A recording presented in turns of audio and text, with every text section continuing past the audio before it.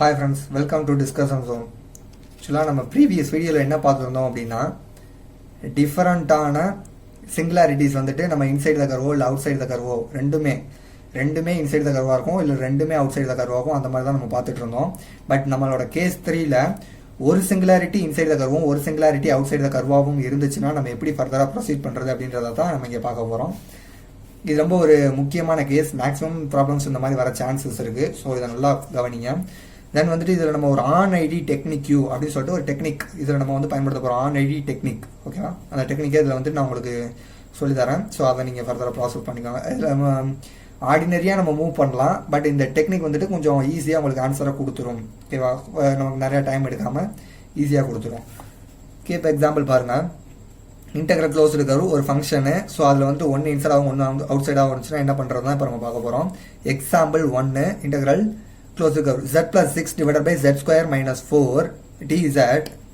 C is circle, அதாவது closed curve is circle சொல்லிட்டு நமக்கு சர்க்கிள்கான ஒரு சின்ன ஈக்குவேஷன் கொடுத்துருக்காங்க. இப்போ இதில் நம்ம வந்துட்டு சிங்குலாரிட்டி ஃபைன் பண்ணுறோம். ஃபர்ஸ்ட் ஸ்டெப் வந்துட்டு சிங்குலாரிட்டி ஃபைன் பண்ணுறோம். அதாவது ஃபர்ஸ்ட் ஸ்டெப் நீங்கள் சிங்குலாரிட்டி ஃபைன் பண்ணலாம், இல்லை ஃபர்ஸ்ட் ஸ்டெப்பே வந்து நீங்கள் சர்க்கிள் அந்த ஈக்குவேஷன் ஃபைன் பண்ணலாம், எதை வேணால் நீங்கள் ஃபைன் பண்ணலாம், ஓகேவா? அது உங்களோட ஸ்ட்ரைக் அவுட்டை பொறுத்து. தென் இப்போ நான் ஃபர்ஸ்ட் வந்து சிங்குலாரிட்டி ஃபைன் பண்ணுறேன். z square minus 4 is equal to 0 அப்படின்னா z மைனஸ் 2 z பிளஸ் 2, அதாவது a minus B A plus B அப்படின்னு சொல்லிட்டு எடுக்கிறேன். பிகாஸ் இங்கே இருக்கிற விதம் அப்படி தான் இருக்குது. ஏ ஸ்கொயர் மைனஸ் பி ஸ்கொயர்ன்ற ஃபார்மெட்டில் இருக்குது. ஸோ அதுபடி நான் பிரித்து எடுத்துக்கிறேன். z is equal to 2, minus 2ன்னு சொல்லிட்டு எனக்கு ரெண்டு சிங்குலாரிட்டி டிஃபரெண்ட்டாக கிடைக்குது, ஓகேவா? ஒன்றுக்கு ஒன்று டிஃபரெண்ட்டாக தான் இருக்குது. இது 2, இது வந்துட்டு மைனஸ் 2. ஸோ அந்த மாதிரி எனக்கு கிடைக்குது. தென் இதில் வந்துட்டு நான் சர்க்கிளை ஃபார்ம் பண்ண போகிறேன். தென் இந்த சர்க்கிளை ஃபார்ம் பண்ணும்போது ரொம்ப முக்கியமான விஷயம், நம்ம இதை பார்ப்போம். நான் ஆல்ரெடி உங்களுக்கு சொல்லிக் கொடுத்த மாதிரி நம்ம ரேடியஸை பார்ப்பீங்க, தென் சிங்குலாரிட்டி பார்ப்பீங்க. ஸோ ரேடியஸ் வந்து சிங்குலாரிட்டியோட சின்னதாக இருக்குது, அதனால இது வந்து அவுட் சைடு சர்க்கிளாக தான் இருக்கும் அப்படின்னு முடிவு பண்ணிடக்கூடாது. நான் எப்பயும் சொன்ன மாதிரி தான், z modulus is equal to radius வந்தால் மட்டும்தான் நீங்கள் ரேடியஸை தாராளமாக தனிப்பட்ட முறையில் நீங்கள் கன்சிடர் பண்ணலாம். பட் நீங்கள் z minus some what value இருக்குது. ஸோ அந்த வேல்யூவை நம்ம கன்சிடர் பண்ணியே ஆகணும், ஓகேவா? ஓகே, அதை எப்படி கன்சிடர் பண்ணுறன்றதை நெக்ஸ்ட் பாருங்கள். Closed curve is equal to z minus 2 is equal to 1. இப்போ அந்த zோட value x plus iy minus 2ன்னு சொல்லிட்டு நம்ம இப்படி எக்ஸ்பேண்ட் பண்ணி எழுதிக்கலாம். ஆஃப்டர் தட் இதை வந்துட்டு எக்ஸும் இந்த மைனஸ் 2 வந்துட்டு ரியல் வேல்யூன்னு சொல்லி தனியாக பிரிச்சிருவேன், ப்ளஸ் iy நான் தனியாக பிரிச்சிருவேன். ஸோ எக்ஸில் வந்துட்டு ஏவோட வேல்யூ 2னும் ஒய்யோட வேல்யூ வந்துட்டு, அதாவது பியோட வேல்யூ வந்துட்டு 0 அப்படின்னு சொல்லிட்டு வரும். ஸோ சென்டர் என்ன வரும், 2,0 அப்படின்னு சொல்லிட்டு வரும், ஓகேவா? இது நல்லா பாருங்கள் எப்படி பிரித்து எழுதிக்கிறேன் அப்படின்னா, இப்படி பிரித்து எழுதிப்பேன். இதில் ஒய் மைனஸ் இந்த இடத்துல பின்னு இருக்கும், ஓகேவா? இஸ் ஈக்குவல் டு தான் இங்கே 6. இங்கே எக்ஸ் மைனஸ் ஏ, அந்த ஏவோட வேல்யூ என்னது 2ஆக இருக்குது. ஸோ இந்த 2 தான் வந்துட்டு ஏவோட வேல்யூ, பியோட வேல்யூ ஒன்றுமே இல்லை. ஸோ அதை வந்துட்டு நம்ம 0 அப்படின்னு சொல்லிட்டு எடுத்துப்போம், ஓகேவா? அதுதான் 2,0, அதுதான் நமக்கான சென்டரும் கூட.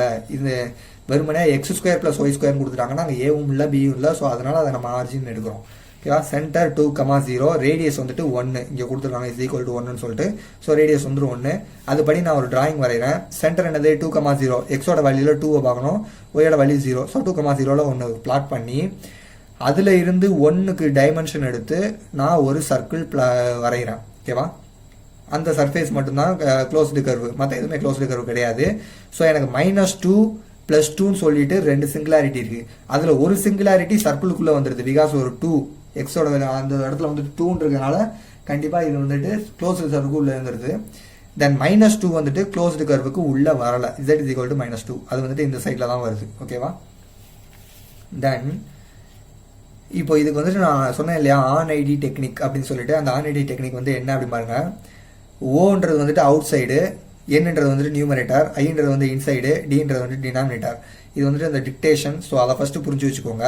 அதாவது அவுட் சைடில் இருக்கக்கூடிய அந்த ஒரு சிங்குலாரிட்டி வந்துட்டு நம்ம என்ன பண்ணால் நியூமரேட்டரில் எடுத்து எழுதிக்கணும். இன்சைடில் இருக்க சிங்குலாரிட்டி எடுத்து டினாமினேட்டரில் எழுதிக்கணும்.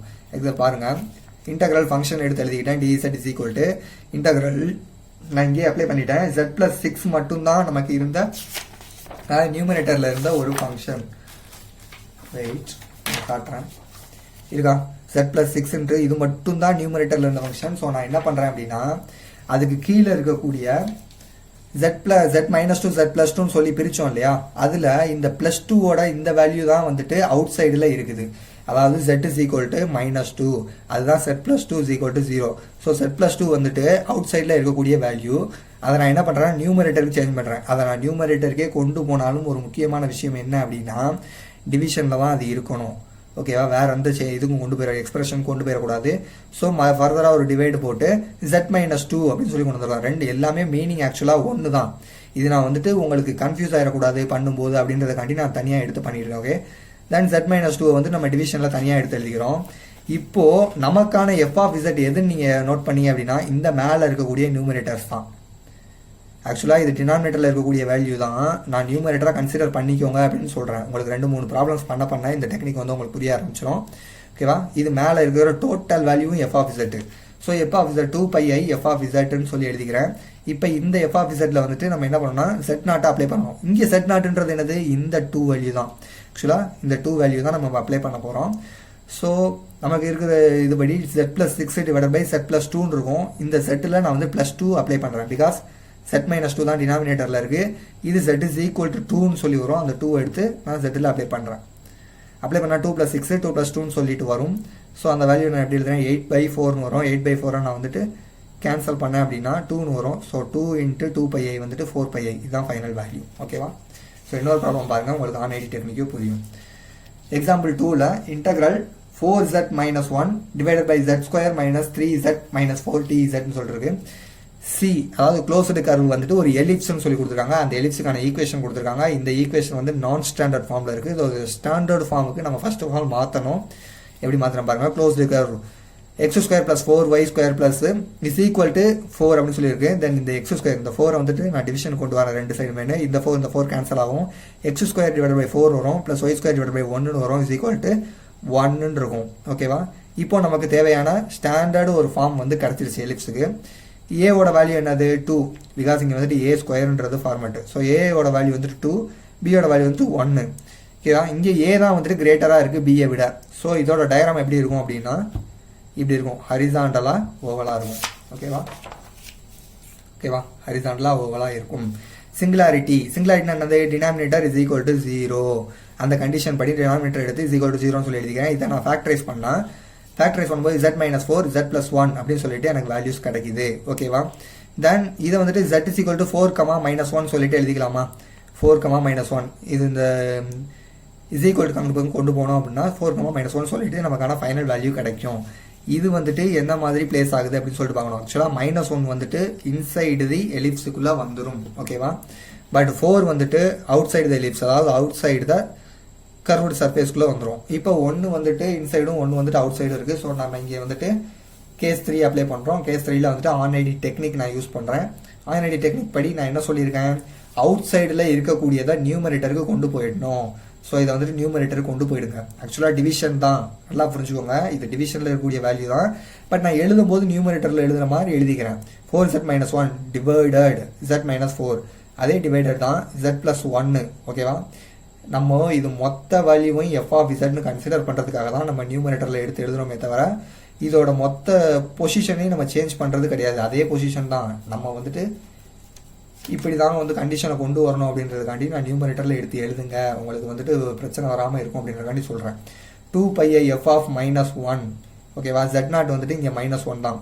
ஸோ -1 2πi அந்த மாதிரி இந்த வேல்யூவில் வந்துட்டு நம்ம -1 அப்ளை பண்ண போகிறோம். ஸோ -4 சொல்லிட்டு வரும். இதை நம்ம ஃபர்தராக சிம்பிளிஃபை பண்ணால் 2πi தான் ஃபைனல் சொல்யூஷன். ஓகேவா, ஸோ இவ்வளோ தான் வந்துட்டு கேஸ் 3. எல்லா கேஸஸையும் இப்போ நம்ம மேக்ஸிமம் பார்த்துருப்போம். Z0ன்ற இந்த ஒரு வேல்யூ வந்துட்டு இன்சைடு த கர்வையும் பார்த்தாச்சு, அவுட் சைடு த கர்வையும் பார்த்தாச்சு. தென் இந்த Z0ஓட நம்பர்ஸ் வந்து அதிகமாக இருந்துச்சுன்னா என்ன பண்ணுறதுன்னு பார்த்தாச்சு. ஆஃப்டர் தட் அந்த நம்பர்ஸ்லேயே வந்துட்டு டிஃப்ரெண்ட்டாக இருந்துச்சுன்னா என்ன பண்ணுறதுன்னு பார்த்தாச்சு. ஓகேவா, டிஃப்ரெண்ட்டாக இருந்துச்சுன்னா என்ன பண்ண, அந்த டிஃப்ரெண்ட்டில் இன்சைடு த கர்வும் பார்த்தாச்சு, அவுட் சைடு த கர்வும் பார்த்தாச்சு. ஆஃப்டர் தட் அதில் வந்துட்டு இதில் இன்னொரு விஷயம் என்னென்னா 1 இன்சைடாகவும் 1 அவுட் சைடாகவும் இருந்துச்சுன்னா என்ன பண்ணுறது அப்படின்னு சொல்லி பார்த்தாச்சு. ஓகேவா, ஸோ மேக்ஸிமம் இவ்வளோ தூரம் நம்ம கவர் பண்ணிட்டோம். இவ்வளவு தான் இருக்கவும் செய்யுது இந்த ஒரு காச்சிஸ் இன்டெக்ரல் ஃபார்முலாவில். ஓகேவா, ஸோ இதெல்லாம் நீங்கள் கவர் பண்ணிட்டாலே இதுக்கு மேலே வேறு ஒன்றுமே கிடையாது. நிறையா ப்ராக்டிக்ஸ் ப்ராப்ளம் பார்க்க ஆரம்பிச்சிருங்க. இதுவே உங்களுக்கு ஏனாஃப் தான். தென் சம்வாட் ஸ்பெஷல் கேசஸ்லாம் வந்துட்டு இதில் இருக்கும். அந்த ஸ்பெஷல் கேசஸை உங்களுக்கு வந்துட்டு நான் நெக்ஸ்ட் வீடியோவில் போடுறேன். ஓகேவா, ஓகே, தேங்க்யூ.